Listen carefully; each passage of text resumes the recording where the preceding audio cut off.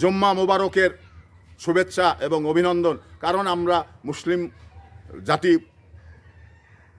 এবং এই মুসলিম জাতির মানুষ হিসাবে একজন জনগণ হিসাবে বাংলাদেশে যেন আমরা মুসলিম শাসন মানে ধর্মটাকে সর্বোচ্চ অগ্রাধিকার ভিত্তিতে আমরা রাখতে পারি এবং মুসলমানদের মানে আল্লাহ এবং আল্লাহর রাসূলের মানে বিধানগুলো আমরা যেন মেনে চলতে পারি। কারণ আমরা এই দিন শেষে রায় করি, অন্তত দিন শেষে আমরা এই মুসলিম ধর্মের মানুষ এবং ধর্ম আমাদের মানে মুসলমান ধর্ম আমাদের চেতনা, আমাদের আত্মা। তো এই আত্মার ভিতরে মানে সুরক্ষিত ইসলাম ধর্মকে রাখতে হবে। কারণ এটা যদি কেউ না রাখে তাহলে তার মানে সে কাফেরে পরিণত হয়ে যাবে। তো আমরা এই ইমানের গুণগুলো প্রথমত আমাদের থাকা দরকার।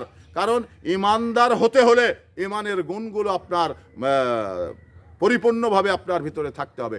যদি এটা না থাকে তাহলে আপনাকে কেউ মুসলমান বলবে না, আপনাকে কেউ ইমানদার বলবে না।